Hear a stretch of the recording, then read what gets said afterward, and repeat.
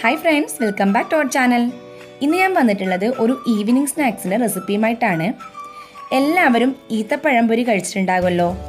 ഞാനിന്ന് വ്യത്യസ്തമായിട്ട് വളരെ ടേസ്റ്റി ആയിട്ടുള്ള ഈത്തപ്പഴംപൊരി തേങ്ങ വെച്ചിട്ട് എങ്ങനെ തയ്യാറാക്കാമെന്നാണ് കാണിച്ചു തരുന്നത്. അപ്പോൾ നമുക്ക് എങ്ങനെ അത് തയ്യാറാക്കുന്നതെന്ന് നോക്കാം. അപ്പോൾ ആദ്യം തന്നെ നമുക്ക് മൈദ അളന്നെടുക്കണം. അതിന് വേണ്ടിയിട്ട് ഞാനിതാ ഈ ഒരു കപ്പിൻ്റെ അളവിലാണ് മൈദ എടുക്കുന്നത്. 2 കപ്പ് മൈദയാണ് ഞാൻ എടുക്കുന്നത്. അപ്പോൾ അത് അളന്നെടുത്ത് വെച്ചിട്ടുണ്ട്. പിന്നെ ഇതിന് വേണ്ടത് ഈത്തപ്പഴമാണ്. ഞാൻ എന്താ ഒരു 15 ഈത്തപ്പഴം കഴുകി വൃത്തിയാക്കി വെച്ചിട്ടുണ്ട്. പിന്നെ ഒരു അരമുറി തേങ്ങ ചിരകി വെച്ചിട്ടുണ്ട്.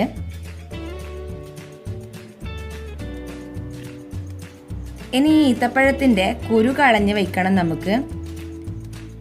അതിനു മുൻപായിട്ട് ഞാനിവിടെ എടുത്തു വെച്ച മൈദയിലേക്ക് 1/4 ടേബിൾ സ്പൂൺ ഉപ്പ് ചേർത്ത് കൊടുത്തിട്ടുണ്ട്. പിന്നെ 3 ടേബിൾ സ്പൂൺ പഞ്ചസാരയും ചേർത്ത് കൊടുത്തിട്ടുണ്ട്.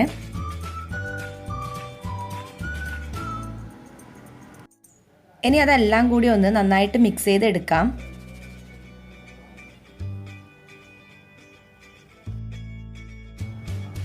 ഇനി കൂട്ട് തയ്യാറാക്കാൻ വേണ്ടിയിട്ട് മൈദ എടുത്ത കപ്പിൽ തന്നെ 1 കപ്പ് വെള്ളം എടുത്തിട്ടുണ്ട്.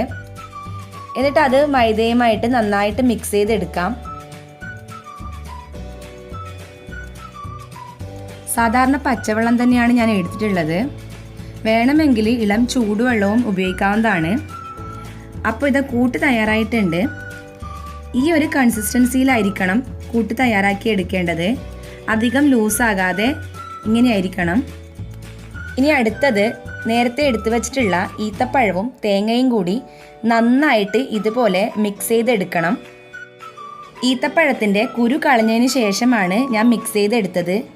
ഇങ്ങനെ നന്നായി മിക്സ് ചെയ്തതിന് ശേഷം ഈ ഒരു ഷേപ്പിൽ ഉരുട്ടിയെടുക്കണം.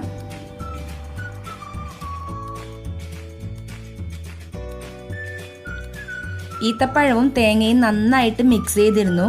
അതുകൊണ്ട് തന്നെ നന്നായിട്ട് ഉരുട്ടിയെടുക്കാൻ പറ്റുന്നുണ്ട്.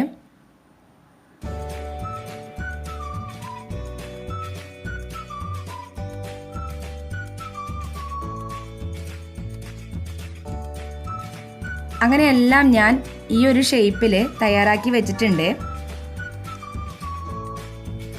ഇനി ഒരു അടി കട്ടിയുള്ള ചീനച്ചട്ടി എടുത്തിട്ടുണ്ട്. അതിലേക്ക് ഓയിൽ ഒഴിച്ചു കൊടുക്കുകയാണ്. ഓയിൽ നന്നായി ചൂടായതിനു ശേഷം ഈ മൈദയുടെ മിക്സിലേക്ക് നമ്മൾ ഉരുട്ടി വെച്ചിട്ടുള്ള ഈത്തപ്പഴത്തിൻ്റെ മിക്സ് ഇട്ട് കൊടുക്കാം.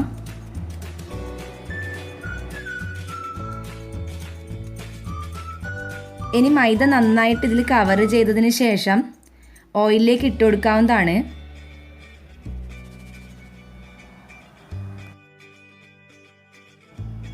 ഓയിൽ നന്നായി ചൂടായതിനു ശേഷം മാത്രം ഇട്ട് കൊടുക്കുക. എങ്കിൽ മാത്രമേ നമ്മുടെ ഈത്തപ്പഴംപൊരി നന്നായിട്ട് പൊങ്ങി വരത്തുള്ളൂ.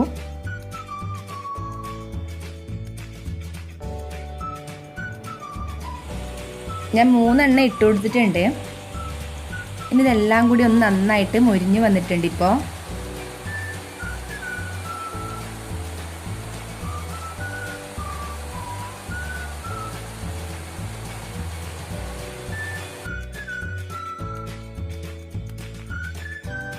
രണ്ട് ഭാഗവും നന്നായിട്ട് മൊരിഞ്ഞ് വന്നിട്ടുണ്ട്. അതുകൊണ്ട് തന്നെ ഞാനിപ്പം ഓയിലിൽ നിന്ന് അതെടുക്കുകയാണ്.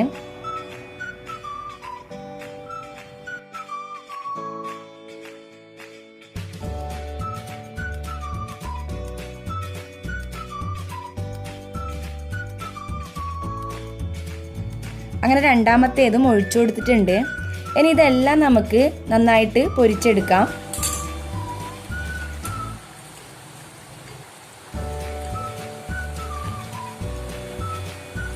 എല്ലാം നല്ല വലുപ്പത്തിൽ പൊങ്ങി വന്നിട്ടുണ്ട്.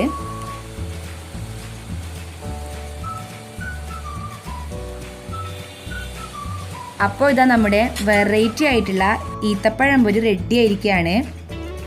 സാധാരണ പൊരിക്കുന്നതിനേക്കാളും നല്ല ടേസ്റ്റിയാണ് ഇങ്ങനെ പൊരിച്ചെടുക്കുമ്പോൾ. പ്രത്യേകിച്ച് തേങ്ങയും ഈത്തപ്പഴവും കൂടി മിക്സ് ചെയ്തുകൊണ്ട് നല്ല ടേസ്റ്റി ആയിരുന്നു ഉൾഭാഗമൊക്കെ. അപ്പോൾ എല്ലാവരും ഇതൊന്ന് ട്രൈ ചെയ്ത് നോക്കിയിട്ട് അഭിപ്രായം പറയട്ടോ. വീഡിയോ ഇഷ്ടമായാൽ ലൈക്ക് ചെയ്യാനും ഷെയർ ചെയ്യാനും മറക്കരുതേ.